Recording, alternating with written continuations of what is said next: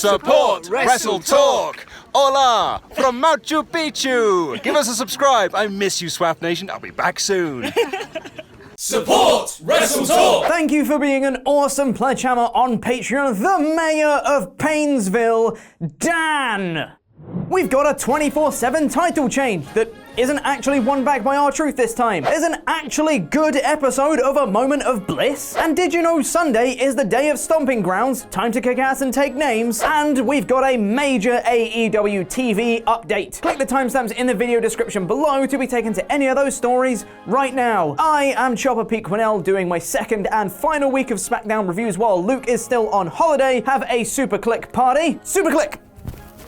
By pressing the thumbs up, subscribe, and bell icons to enable notifications, and leave us a comment answering the question of the day, which today is, which match are you most excited for at WWE Stomping Grounds? Time to kick ass and take names. And make sure to press the eye above my head to let me know what you thought of the show, where you can choose from SmackDown, Smacktastic, Smack Bang in the Middle, SmackDowner, and a smack in the face. This is the 18th of June 2019 episode of SmackDown Live. This week's show opened up with the New Day coming out to a nice reaction from the crowd. Kofi gets inspired by Vine and says, "This bitch is empty, yeet!" and absolutely pelts his pancakes all over the crowd. Woods vs Ziggler is announced, and just as Biggie attempts a pitch for the final hour of SmackDown being the Freaky Hour, Ziggler interrupts. Ziggler starts off cutting a really good, intense promo, but it still doesn't make me excited for their match on Sunday. He says he'll kick ass and take names, that's one, and Kofi retorts by getting serious, saying his run began at Elimination Chamber, so he knows how brutal cage matches can be. That's a nice story element and a great way to end the promo. But then,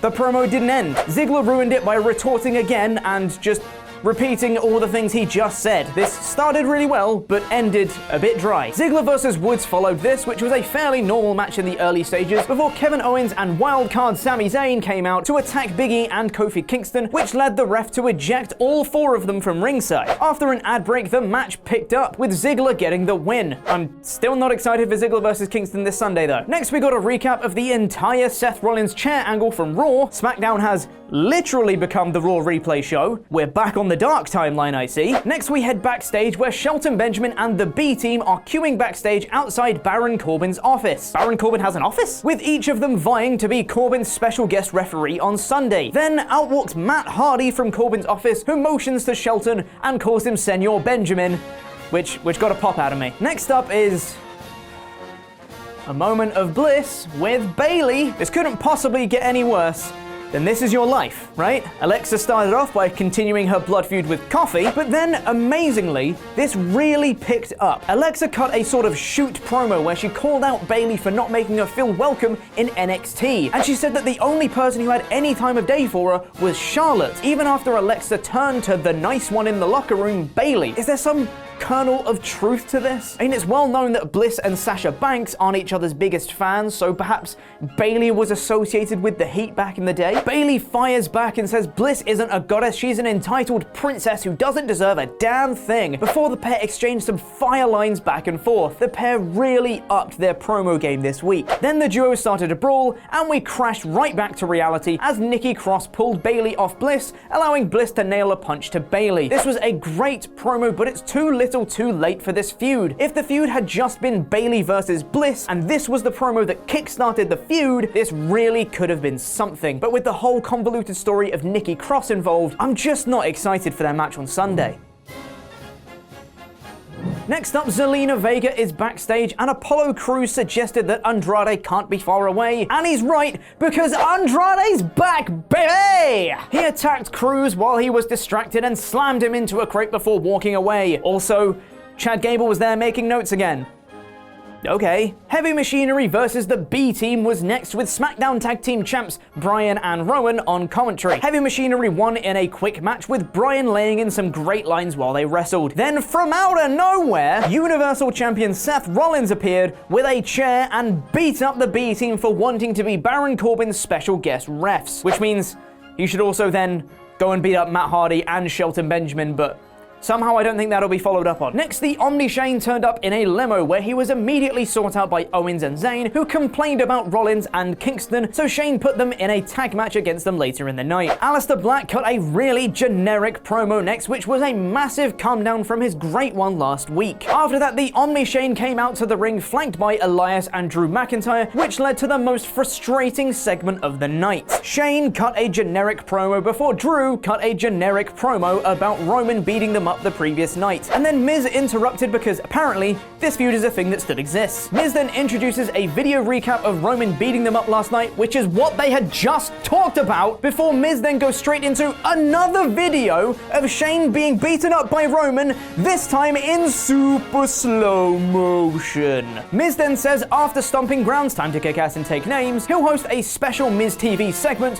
where he showcases the highlights of Roman beating Drew. Please don't do that. Shane then insults Miz's dad because this is a feud that apparently still exists. Miz then gets all fired up and says that when Shane was SmackDown commissioner, he made it the land of opportunity, and now the only opportunities are for Shane and his friends, and he hogs all the airtime to feed his ego. Then why did you just come out and show us more Shane McMahon? Miz then says it's his fault Shane is the way he is because he got injured during the World Cup tournament. He's the reason that Shane's on this ego trip, so he'll be the one to end it. This is some really great material for a feud that's already finished. Why is this a feud that still exists? Shane then puts Miz in a tag match with Drew and Elias and gives him 10 seconds to find a partner, and then suddenly R-Truth emerges from under the ring, not knowing what's going on, so Miz picks him. The Iconics run into the Kabuki Warriors backstage, who reveal they have a match against them next week in Tokyo, and if they win, they'll get a Women's Tag Team Championship match. I guess it's nice to see the Kabuki Warriors again. Miz and R-Truth versus McIntyre and Elias was next, and it was an elimination match.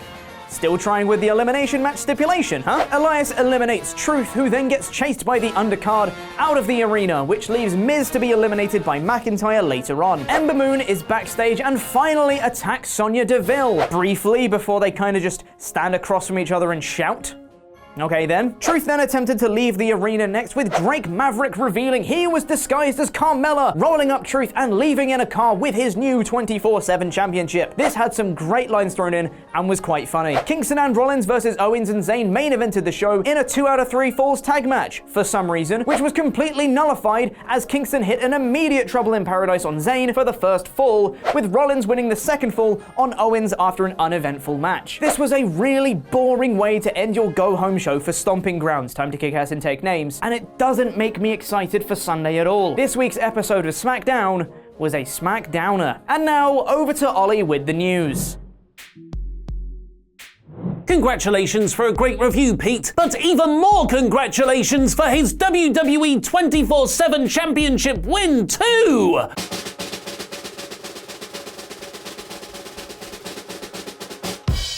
Drake Maverick. But his first challenger might already be planning their move, with none other than Aleister Black tweeting a photo of Drake Maverick wearing the 24/7 title in what seems to be an airport lounge. Luckily for Drake Maverick. Aleister Black can only fight you if you knock on his door. He's like a reverse vampire. Shockingly, WWE giving all their badly booked and misused talent a gimmick joke championship belt hasn't been enough to improve backstage morale. With EC3 posting after his Playing Dead comedy segment from this week's Raw, "Every time I make you laugh, I suffer more inside." Remember when we said we'd stay together now until forever? Just us, just us. Said we wouldn't be like all the others, fight and hurt each other.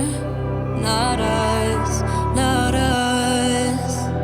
But we let each other down, down, down, down. Yeah, we let each other down, down, down, down. And according to the very reliable WrestleVotes, that sentiment is shared by many backstage in the locker room. Texting with a WWE source who travels with the crew, said the vibe going into Sunday's pay-per-view is similar to the vibe around the in-your-house shows from back in the day. Lack of meaningful matches, low ticket sales, and general feeling reminds them of 1995-1996.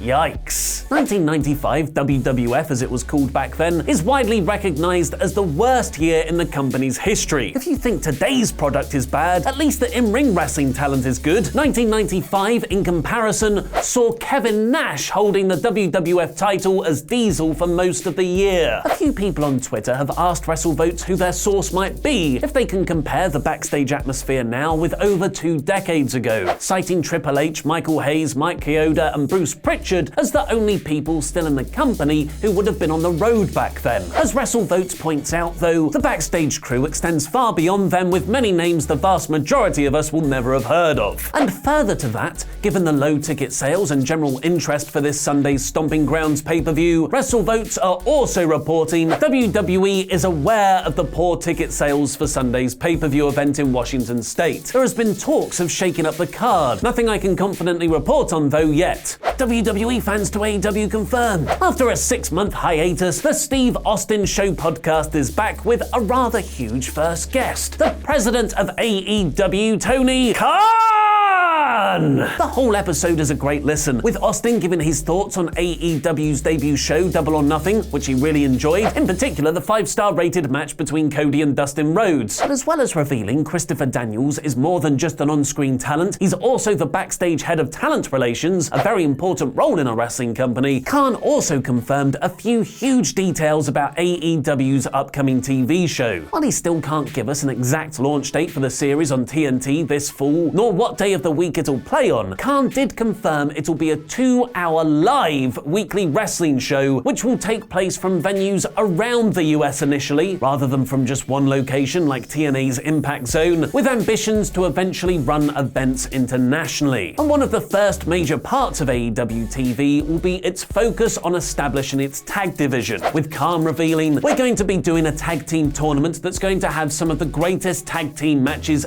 ever on TV. It's going to be a main focus of our TV. There will be teams competing to get a first round bye in that tournament, which is a big deal. We'll have some of the best tag teams in wrestling competing for our tag team championships coming up in the fall. The Khan and Stone Cold bromance continued, with Khan tweeting after the podcast had gone live, "Thank you, Steve Austin, for having me on your show. Everyone at AEW worked hard to make Double or Nothing a success. We did big numbers thanks to our great fans, and the fact Steve Austin loved the pay-per-view, to me, that's the highest praise you can get in the wrestling business." An Iron Man replacement has been teased for the Marvel Cinematic Universe. Find out who by clicking the video on the right now, and which WWE star has backstage heat with Goldberg. Click the video below that to find out. I've been Oli Davis, and that was wrestling.